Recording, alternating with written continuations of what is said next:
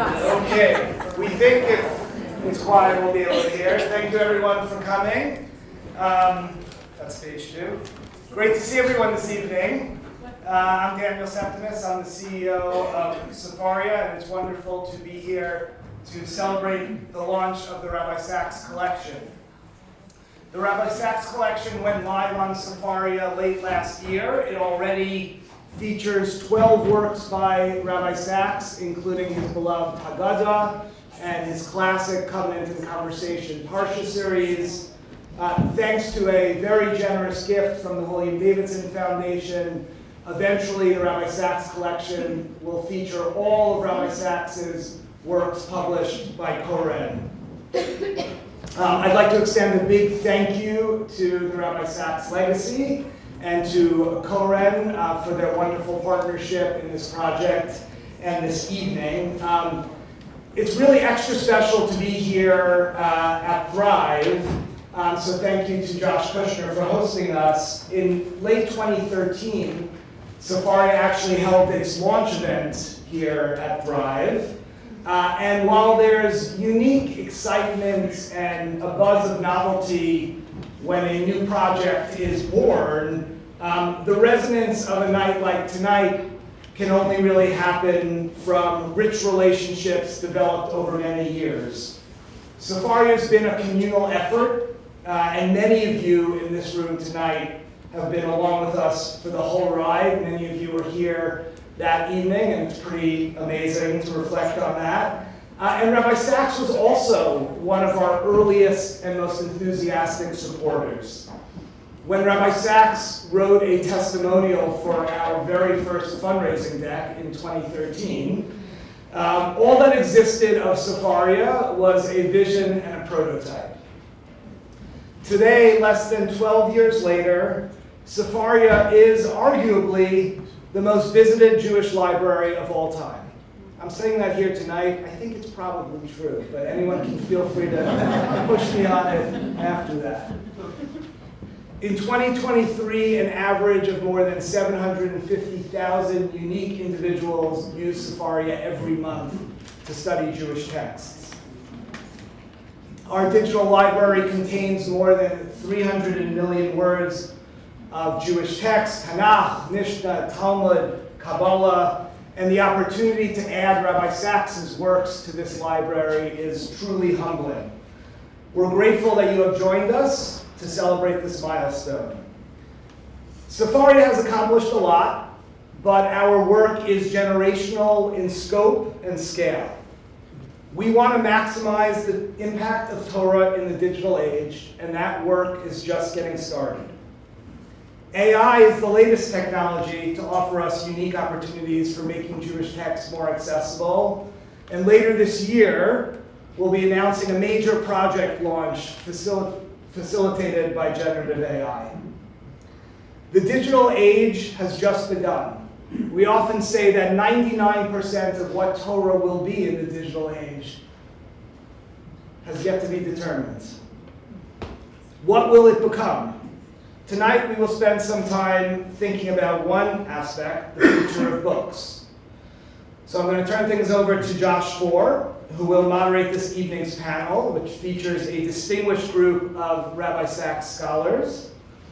The Sacks Scholars Program is a program of the Rabbi Sacks Legacy, an organization launched to perpetuate the work, ideas, and teachings of Rabbi Lord Jonathan Sacks.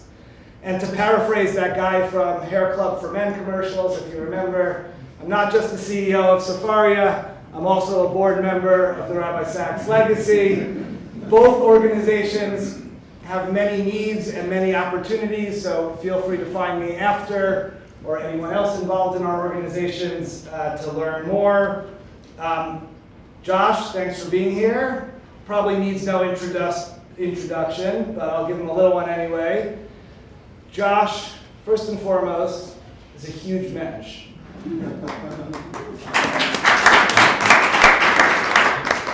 Secondly, he's one of the most amazing social entrepreneurs of our community, and we're really grateful to him for birthing Sefaria. He is one of our co-founders, and for being here this evening. So I'm going to turn it over to you.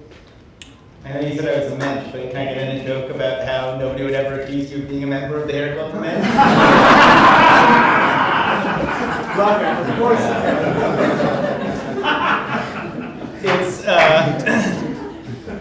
It's really great to be back in Thrive's offices. The last time we were here was for the launch event of Sefaria, and it's wild how much has been accomplished in 12 years.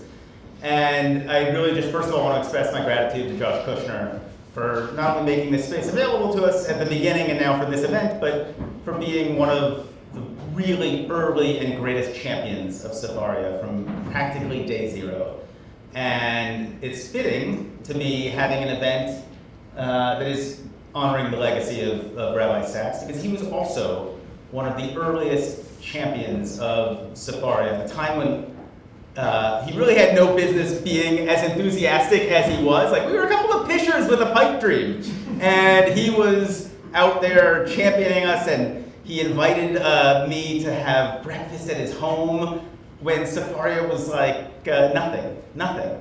And it was really his, in a way, his enthusiasm was a source of motivation for us in those early days to know that he believed in us. And then wonderful to have 4 Sacks scholars up on the stage to have a conversation about the future of books. So let me introduce our scholars. We've first of all got Daniel Bonner, who is the executive director of the Paul Singer Foundation. Next to him, Malka Z, who is the editor-in-chief and director of JPS, the Jewish Publication Society, the oldest, most storied Jewish publishing house in America.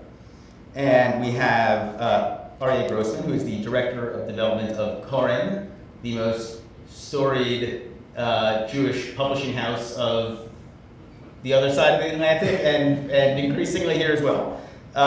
And of course the publisher of Rabbi Sacks' works. And sitting next to me is Rabbi Dov Lerner, who is a rabbi at the Young Israel of Jamaica Estates and faculty at the YU Strauss Center for Torah and Western Thought. And as I was thinking about how to structure this conversation tonight, which is really quite open-ended, I went to Rabbi Sacks and his writings and to a speech that he gave at the groundbreaking of the National Library in Israel, which if you haven't been, and I bet most people in this room have, it is one of the most magnificent jewels of the Jewish people, and it is no surprise that when they called upon somebody to be at the invocation of that great space, they would have asked Rabbi Sacks. And in that speech, he said, you know, look, every year we, the Jewish people, beseech God. We say, Kadreinu b'Sefer Chaim, inscribe us in the book of life. Which is to say that when Jews think about books, they are inseparable from life itself. And so when the Quran called us the people of the book, and that is, by the way, where the people of the book comes from, it was in the Quran, it is one of the greatest understatements of all time. Because we are a people, not just of the book, but only because of the book. Which means that any conversation about the future of the book, at some level, is wrapped up in a conversation about the future of the Jewish people itself. And that's where I want us to begin. 30 years ago, 1995, Amazon did not exist. Okay? Maybe they were just coming online.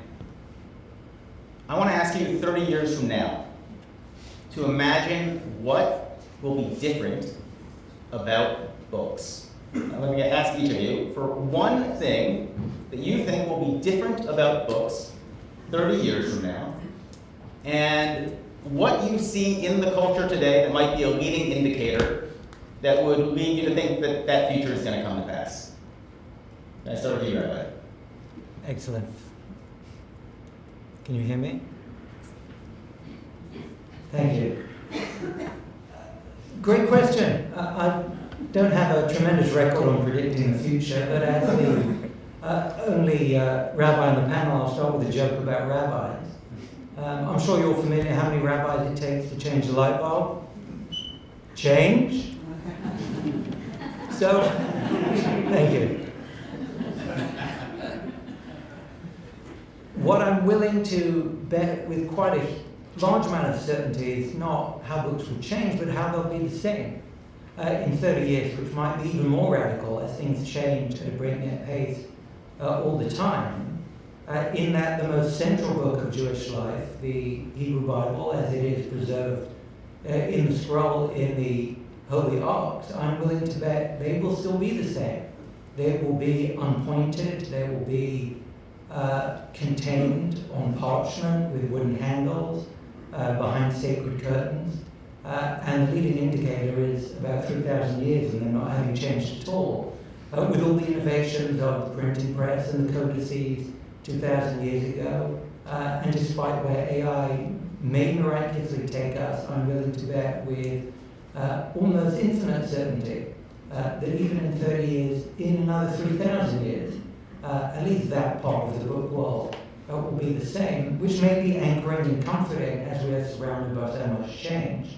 And why there has been so much insistence in rabbinic tradition and in Jewish tradition on keeping that part of the bookshelf exactly the same and resistant to change, independent of technology and innovation, and the way we have embraced those technologies, I'm sure we can be open to for discussion, because there is so much wrapped up in that scroll. Not just, we're going to have to invoke the title of Rabbi Sacks' book in each one of our answers. Not just because we're a letter in the scroll, but that there is something magnificent and magisterial about the vision of that scroll that is worthy of preserving. So I've now hopefully successfully dodged your question. Well, you've only made it harder for Aryeh and Malka, because you guys are in the business not of publishing scrolls, but of publishing printed books. And your business model depends on paper and ink.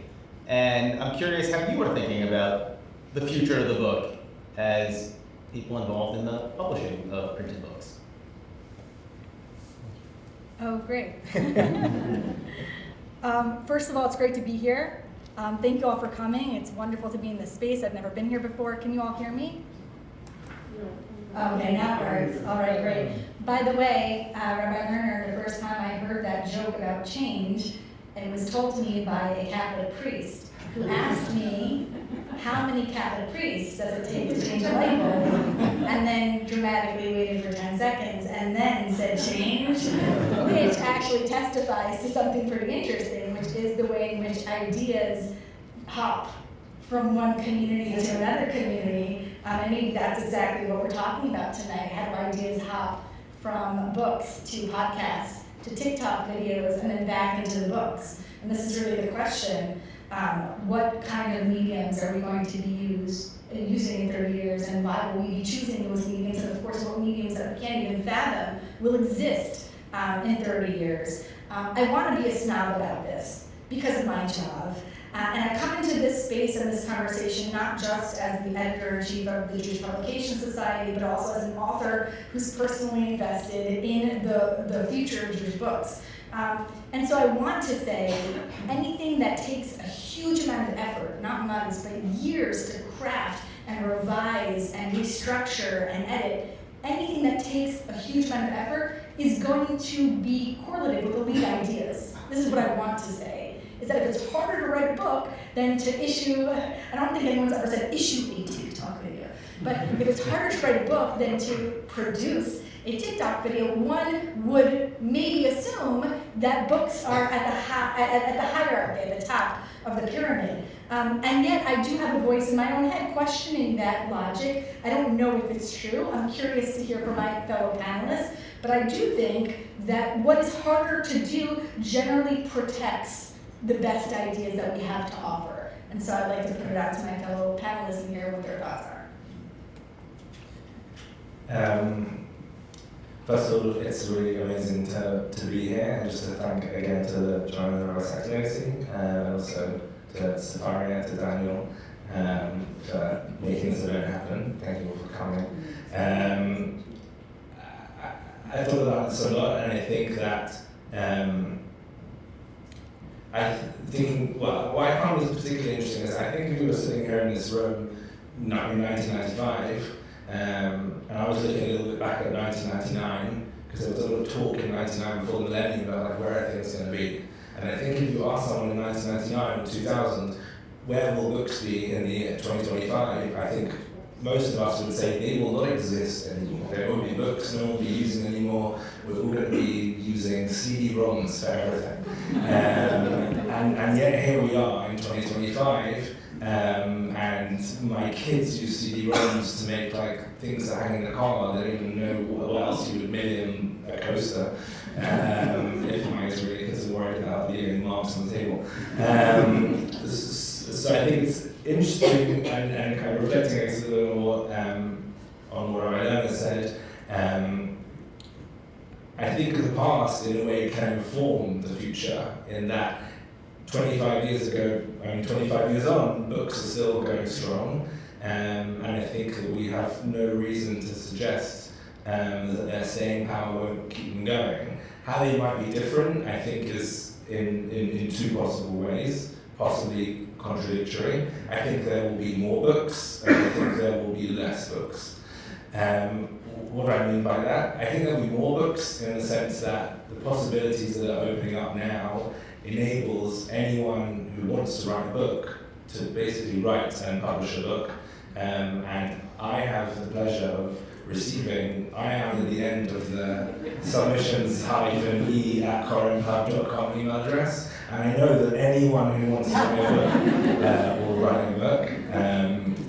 And I think that the possibilities and the ways of doing that are becoming easier than ever. And the truth is, we're already starting to ask questions about what expertise we as a publisher bring when we are finding that there are tools right now that do a pretty good job at copy editing something or translating something. We can talk about it in a minute. But so I think in that respect, and this is already like a trend, we'll see a lot more books. On the other hand, I think as we as people who work within publishing houses and big institutions that look at that, I think it means that we will do less books because we're going to start asking the question more of what are we really bringing by doing this? Like what value are we adding? Is this really necessary? Does this need to be a book, or could we issue a TikTok for this? So I think in that sense, the people who are kind of putting the time and dedicating it are going to possibly start to be more, I think selective is a little bit too kind of pretentious maybe, but just a bit more thoughtful about what are we doing? Like, is this the right thing for us to be investing time into really getting right? All right, Daniel, because you wrote an essay in Superior where I think you ended by saying something like, we must resist the digital, right? Yes. So, I didn't realize we were going to have 4 reactionaries up on this. Yeah, I thought I was going to introduce some controversy into this conversation, but I think we basically all agree. First of all, again, I did it what everyone said, it's so great to be here. The only room that's more fun than this one is the Sefaria dinner, which is just this times 10 or 20. It just feels to me like there are so many people in this room whose ideas I get to read and benefit from in book and other form, so I'm grateful for that. I agree with everything that's been said. I'll maybe say it just a little differently. I think what will be different 30 years from now is, I was in a bookstore yesterday in New Haven and I saw a t-shirt that said, print is not dead. And I think, whereas today I think we still are experiencing a kind of digital renaissance when it comes to ideas, I think we're actually going to be back in a golden age of print. I've been, since Joanna or whoever was invited me to participate in this program, I've been reading the newspaper, and just over the last few weeks, I just clipped these from the Wall Street Journal, all cover stories. The meaning of reading up for debate. Book purists say audiobook fans don't measure up. No offense to the listeners around here, but that's obviously correct. A boom for books on bloodletting and delivering babies in 1669. Collectors with a love of medical history are bidding up the price of arcane texts. This is the author driving young men into bookstores. Sales of Bibles are booming, fueled by first-time buyers and new versions. I think there's something happening, And this is just a sort of anecdotal representation. I work with the Paul Singer Foundation, and Paul, who runs an investment firm called Aryeh Management, is also the owner of Barnes & Noble. And you might ask yourselves why an investor would choose to buy this bookstore chain that had become sort of unpopular and had been losing money for a period of years. So in advance of this event, I called the investment professionals who worked on that deal and asked them to tell me why. And they pointed to all this evidence that suggests people are buying and reading print books more than ever. And when it comes to the Jewish community, I think we're entering a golden age of print because the rest of our lives are being mediated by screens. And that when it comes to Jewish ideas in particular, the things that give us, invest our lives, the homes we build together, there you go, see what I did there, with meaning, it's Jewish books and ideas in print on our tables, in particular on our Shabbat tables, that aren't just going to give us meaning. I think they're going to take on a kind of heirloom quality almost, in a way that they might not even have had before. So I think we are on our way into the golden age of print. Oof.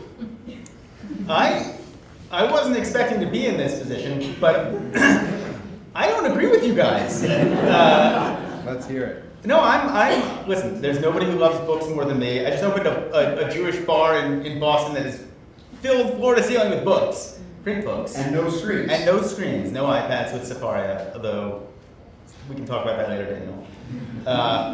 But I'm much less optimistic about the future of not just printed books, but reading. You have Ivy League professors writing op-eds saying the kids they're getting today are not even capable of reading entire books right now. That their capacity for attention has been so sapped they can't even read. And one of the things I think about that Rabbi Sacks wrote about is, in short, talks about we're a kingdom of priests, right? He says, what does that really mean? It's about universal literacy. And one of the things that made Judaism so special so early on was our insistence on universal literacy. And I wonder what happens to Jewish learning, to Jewish study, in an age where kids are not growing up reading in the way that they once did. What happens when they get to Yeshiva, when they get to the Beit Midrash, when they get to Rabbi Sacks's books, and they just don't have the attention span to get through them? Anybody want to respond to that? One thing I think that's come up also just in conversations I've had in the past few days, I had two quite interesting opposing conversations. One was with somebody who works at Google and is involved in kind of this world of AI. And he was saying that essentially the possibility of being able to process a huge amount of text, let's call it the Talmud, and get it to analyze that in a second means that there's an opportunity out there to possibly innovate in the way that we learn Talmud and kind of develop new methodologies that, like kind of you mentioned before, that we don't really even know exist yet. And the possibility is out there that while in previous generations there was kind of this reverence around people who had text at the tips of their fingers, and when I was in Yeshiva they always used to talk about the pin test. Oh, you can put a pin through any volume, any tractate of Talmud, and you can tell you every single word that is. Now, essentially, a smart, high school looking ask ChatGPT, if I put a pin in this, specific location, which words will it give me? And so I think there's, talking about, the democratization of learning, I think that actually is leveling the playing field for what could be. How that then plays out into books, I think is, I'm not sure. I think what that generation then takes with this newfound skill and knowledge, I I think I'm not entirely sure where it's going to go, but I think, I'm very aware, not meaning to contradict everything I just said, but I'm very aware that if we had a class here of middle schools or high schoolers, they might say, no, you guys don't know what you're talking about. But I think that we are definitely on the edge that technology will give us that opportunity to develop new kind of explorations into Torah that the next generation will have to decide the best way of kind of sharing that. I would also add, Caroline Brick is here. Caroline works at the Tikva Fund, and along with Jonathan Haidt and others, have been focused on the war on cell phones, I guess you could call it, and on screens generally. And I think if we're to enter a golden age of print, I think it's because we're entering a revolution against a kind of rebellion against the tyranny of the screen. I think people are increasingly discovering today that to build a life of meaning, you actually need to be able to go deep on things and go slower. There's this interesting phenomenon, I think it's called the Brooklyn Institute for Social Research, that you're probably familiar with Josh. There's a sort of liberal version, there's a conservative version as well of young people. It's the secular version of Torah Lishma. These are the people who go to the Ivy League schools that you're talking about, who are opting into slow reading opportunities, sans screens, with scholars. I don't know what's happening on Ivy League campuses exactly. If you look at the syllabus, I think you understand why they don't get to the end of the books necessarily. But I do think that I'm not sure that this is necessarily true for every young person today. I think increasingly, and you see this also in the data, I think people are reading, they're still reading print. It's an opportunity to escape the world everything else about the world that we live in. So my instinct is just not the same as yours. I think it's actually part of the solution to what ails our society today. Yeah, you're talking about like heirloom tomatoes. You're talking about like ballet continues to exist, but opera continues to exist. Maybe actually as a way of focusing this conversation, let's talk about Sefaria for a second, which 12 years ago didn't exist, and now you're the number 750,000 people a month are using Sefaria to learn Torah. It's a very different way of engaging with text than through a printed page. Even if we've got, Koren's books and the JPS Tanakh in Sefaria, is Sefaria even a collection of books, or is it something else? And is it maybe an early indicator of what is possible or could develop with text and the Jewish relationship to text?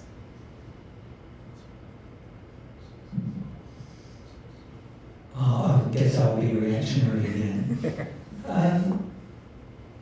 I think there is a tension in the Jewish attitude towards books and literacy. On the one hand, you've cited Rabbi Sacks' view that we are to be a kingdom of priests, universal literacy is key. He also echoes a resistance in some ways to the empowering of the entire population with text. In his book about religious violence, Not in God's Name, that's just the title, and we said in smart things. I'll work on that. He defines fundamentalism as going from text to application without interpretation, and puts a huge onus on those who are the guardians, so to speak, of meaning. And I think it may be true that Jewish tradition becomes kind of a countercultural move that holds on to reading and attention and literacy, but it also represents, in some ways, and I use Sefaria every day actually, maybe 750,000, just me, clicking on it so regularly as I try to produce Dry Show. And while it has opened up a huge opportunity, you can invent. Shadal is a name that's now almost a standard name people have that 20 years ago most people wouldn't have heard of. Although for some reason Rav Hirsch is only available in German. We're working on it. Because I just have to put that in Google Translate. I think we're just one donor short, right, Daniel? We got the deal done, but we don't have a donor yet. Beautiful, thank you. All right, fine. Visit Daniel at the end of the night. So while the opportunities that universal literacy opens up is huge. And for Rabbi Sacks, it's not just literacy for its own sake. Of course, it goes down to fundamental human dignity. People should be empowered. In that same passage in Letter and a Scroll, he says, what gives society liberty is not just to be a nation of laws, but a nation of lawyers. And it's not incidental that Jews have often been drawn to the legal sphere, because being empowered and knowing what the rules of society are gives you a sense of dignity and control and mastery over your life. But there is a pushback against empowering the entire public with the meaning of these texts. As he cites Shakespeare, the devil can cite scripture for its own purpose. So while there are immense opportunities in technology to open up libraries to the public, meaning can change in such substantial, fundamental ways that could become subversive to the values that are themselves directed towards that dignity.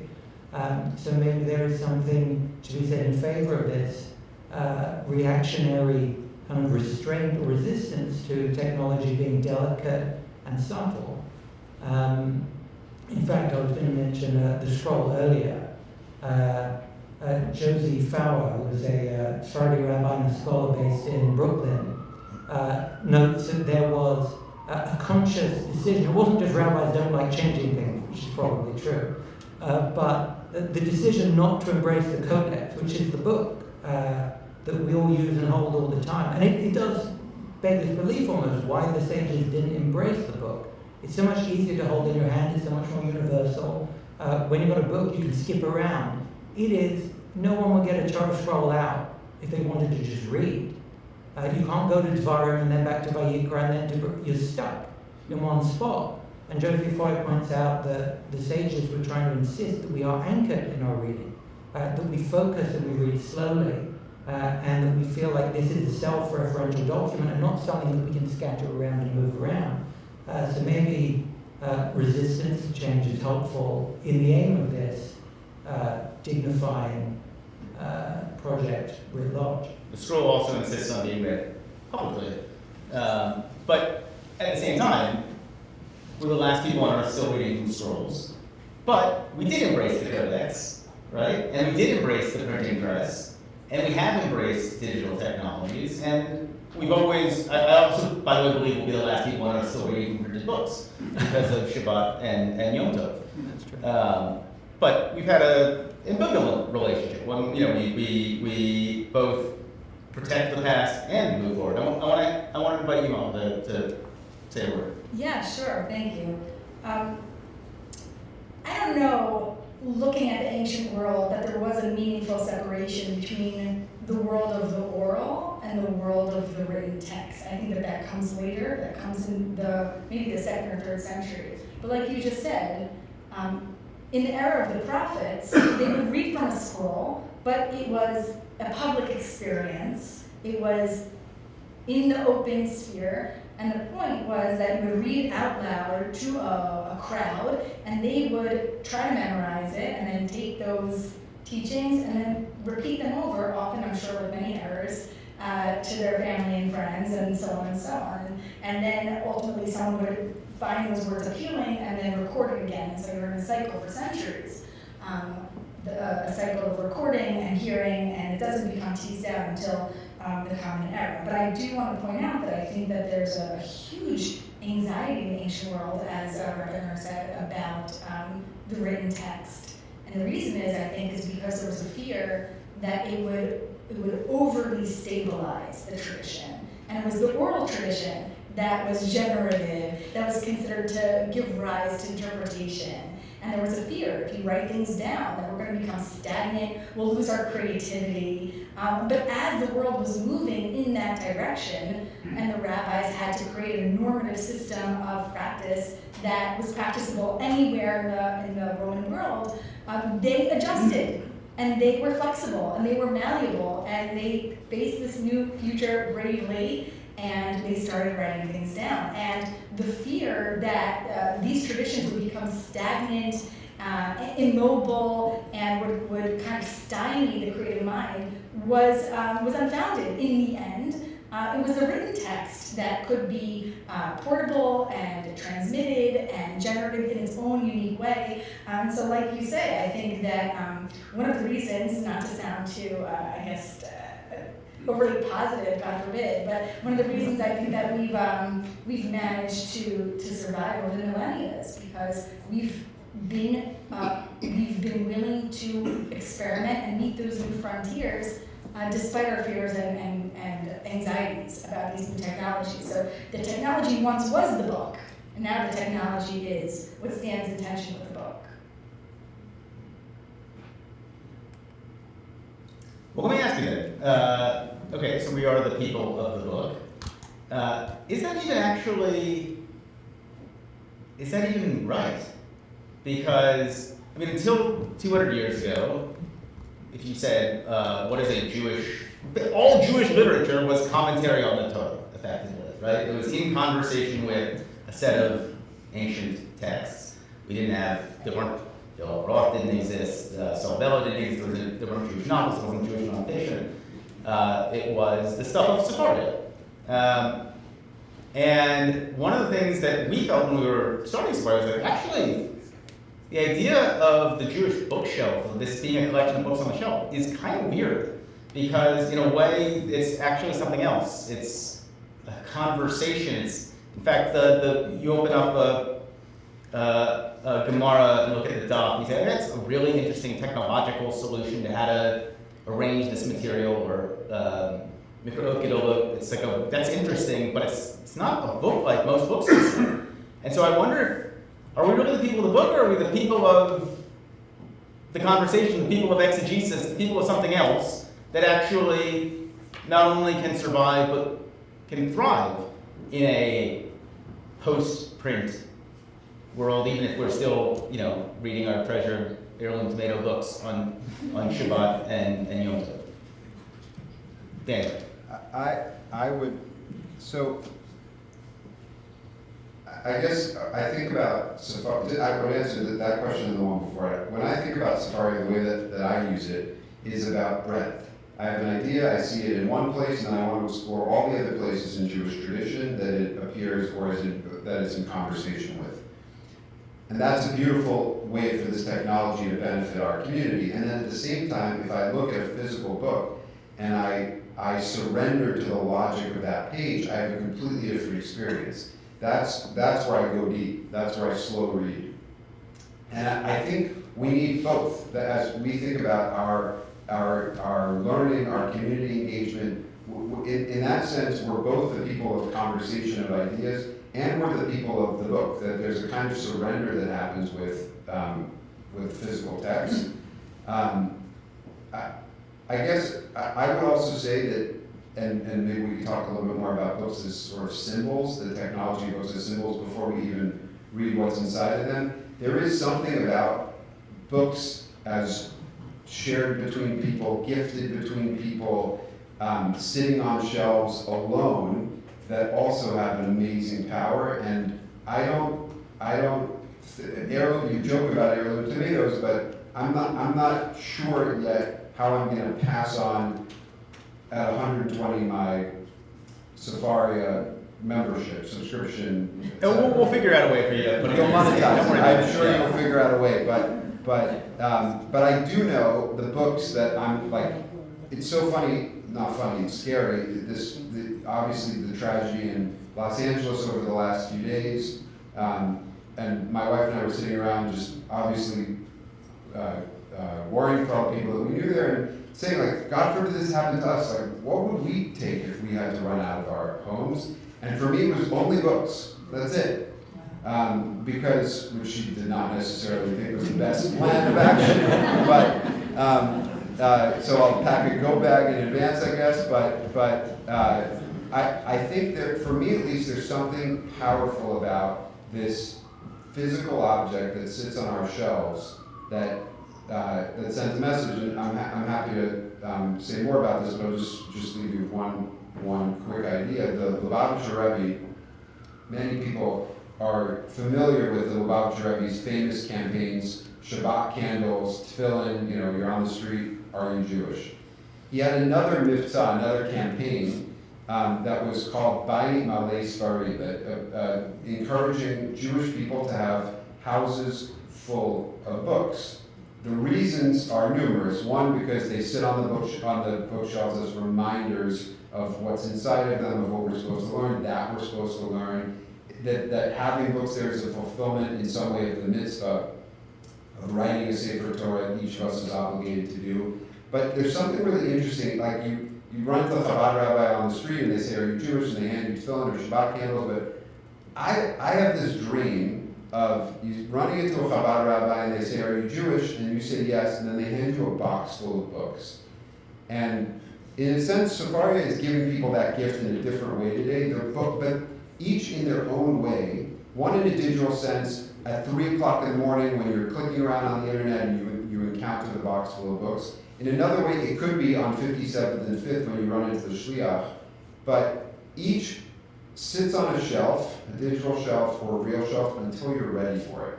And the beautiful thing about the physical book is that it's there waiting for you, and you can sort of wrap yourself in it at that moment that you're ready, that I don't think the digital experience gives us at all.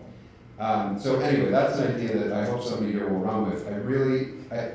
Tefillin are beautiful, Shabbos candles are beautiful, but I think that the Aryeh Foundation, George is here, George is on the board of the Aryeh Foundation for a long time, actually used to do this. For people who are new to Jewish life, I think the Jewish day schools, if I'm not mistaken, they would get a box full of books. And I remember seeing those books in high school. Some of my classmates were new to Jewish day school in Dallas, and those books were on the shelves in high school. And for the first 3 months, they didn't look at it, and at some point, they were bored in a free period, and they took that book off the shelf and they read something in it. And for some of them, I imagine their lives were never the same again. So, I think that can happen digitally, but I don't think it's happening in quite the same way just yet. Totally agree. I think one of the things that is interesting looking at Sefaria, which I'm saying, not trying to do dimensional flooring here, but I think Sefaria, all of us, just the way we're talking about it as well, is just become like a utility of Jewish life. Please don't add a paid subscription. But like just you have pay your water bill and your gas bill, like you have Sefaria, and like just go use it. But I think one of the things that it's done is Joshua mentioned before in terms of like the Talmud and the Daf. Like the Talmud Daf is the way it is because Daniel Womber in the 16th century designed it to be that way. But he made a choice that the Talmud, you have your text and you have Rashi and you have Tosfot. Everyone has run with it and said, okay, so that's how we learn Gemara now. And Sefaria has turned around and said, well, maybe that's not how we have to learn Gemara, because when I click on the text, I'm not just going to get Rashi and Tosfot, I'm going to get anyone who's ever said anything on this Gemara. And so it allows people to experience Talmud in a way that they wouldn't otherwise, which I think also in terms of the amount of Jewish books, again, it makes us it raises the game, because we need to start asking questions more about why does it need to look like this, or why does this need to be a book? And I think it's super interesting looking at the Talmud as an example. I'll give another example in a second of how we used to the technological solution was, well, let's work out how to put this in print, which we don't need to do anymore. And one of the conversations we had recently at Koren, we've started working on a long-awaited, and people seem to want it, a Tikkun Koren, like a book to learn to read from the Torah. And a Tikkun is like a classic example of someone was like, basically there would definitely be a much better solution using technology. But when the Tikkun was developed, that was the technology, was the book, and so they made this design there. But in terms of like actually learning today, and I'm dabbling a little bit again in teaching on this for boys, like it would be super useful if every week I can mark up the things that they struggle with, and then click a button to the next week when he hopefully gets the things right. We highlight different things, or not highlight anything. But now we're beginning work on a Tikkun. It's making us answer questions of, if we're going to do this as a book, what can we bring to it as a book? But I think that looking at where things are going, I think that's, as a people of the book, I think the books we're going to keep doing books, but I think we're going to be asking ourselves the questions of, if we're doing books, how can we do it differently? The Tikkun right now, essentially a significant part of the value proposition for it is Shabbat. People want to practice their leaning on Shabbat, so we need a book to do it.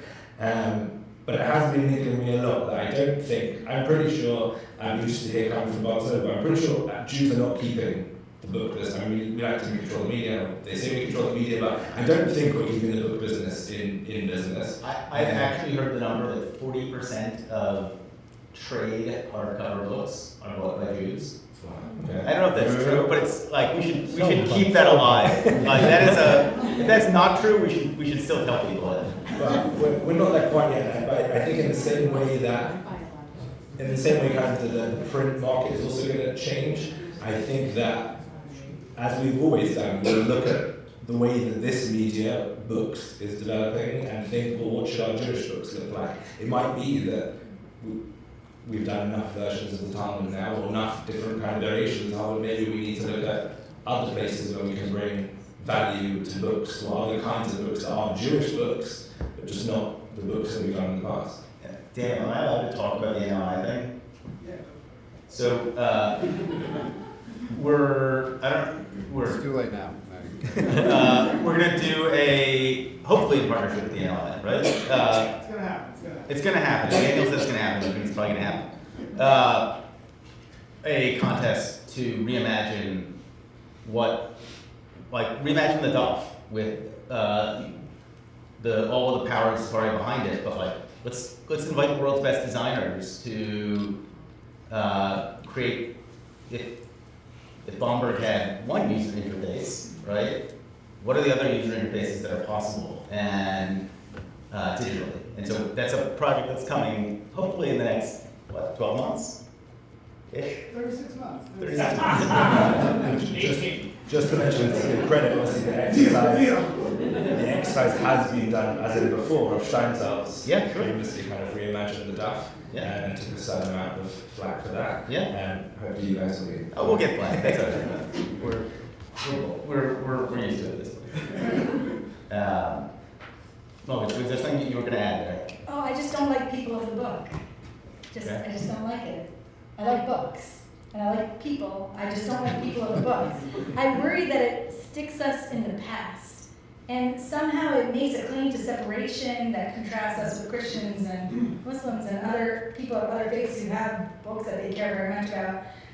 But I worry that it plays into stereotypes about Jews being mired in the past, Judaism being antiquated, stuck. I don't know if that's how we understand the phrase, but I worry about the phrase.